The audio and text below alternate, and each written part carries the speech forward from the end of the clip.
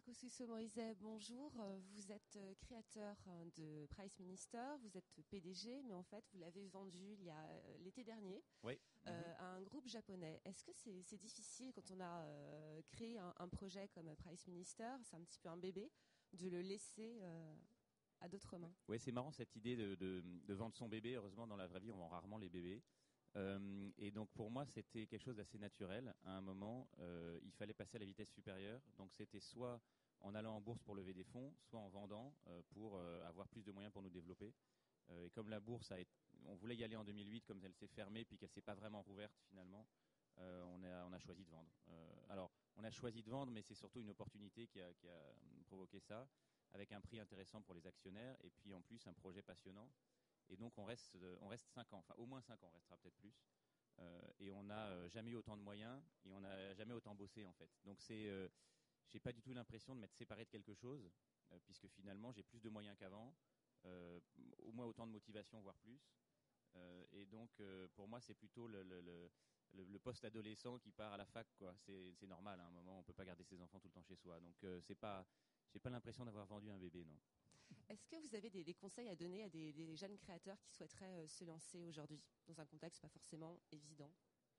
Alors je pense que le contexte est pas mauvais en fait, et au fond, plus il est mauvais pour l'emploi, plus il est bon pour la création d'entreprise, paradoxalement, parce que souvent la création d'entreprise est forcée un peu, c'est coup de chômage à 40 ans, monte sa boîte. Bon, donc là, si on parle de jeunes plutôt qui sortent de leurs études, c'est un peu différent.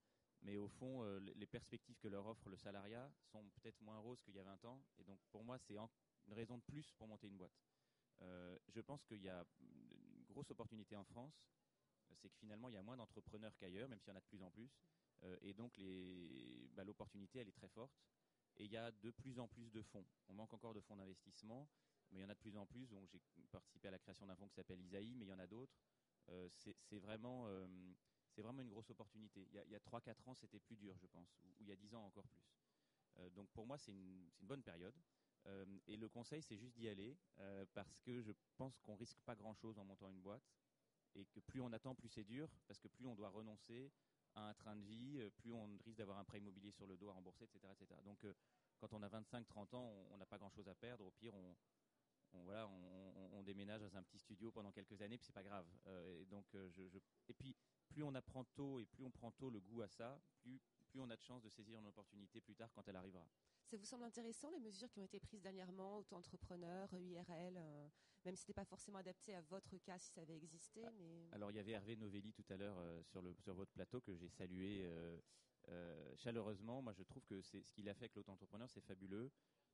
J'étais hier sur France 3, on parlait des aménagements qu'il fallait, de gens qui disaient si on ne peut pas aménager, il faut l'arrêter, etc. Je trouve que c'est très grave de dire ça, parce que c'est une des fois en France où on arrive à donner un souffle de création d'entreprise, à créer une nouvelle dynamique. Alors il ne faut surtout pas l'arrêter. Il y a peut-être des dérives, quelques personnes qui font ça à la place de créer un emploi en CDI. Faut traiter les dérives, mais il ne faut surtout pas arrêter cette énergie. Donc oui, c'est extrêmement positif. Et alors, sachant que pour moi, l'auto-entrepreneur, c'est un statut qui doit être transitoire. Je pense que c'est soit un complément de revenu ponctuel, soit une manière de mettre le pied à l'étrier pour après monter sa boîte. Donc il faut veiller à ce que ça le reste. Mais je pense que c'est le cas pour la plupart des auto-entrepreneurs, donc c'est très bien. Je crois que vous avez une de vos passions, c'est la chanson. Vos projets aujourd'hui, c'est un album, c'est investir dans des boîtes?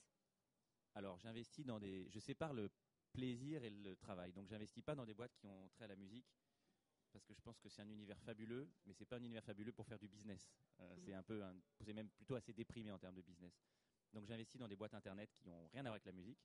En revanche, oui, je prépare des choses dans la musique. J'ai envie de me réaliser pas uniquement dans le travail. Bon, j'ai une approche de la musique qui commence à être professionnelle, donc c'est un travail, mais je veux dire, je vois ça comme quelque chose de passionnant, et mon travail me passionne, mais différemment. Donc peut-être dans quelques mois, il va se passer quelque chose. Affaire à suivre. Merci beaucoup. Merci.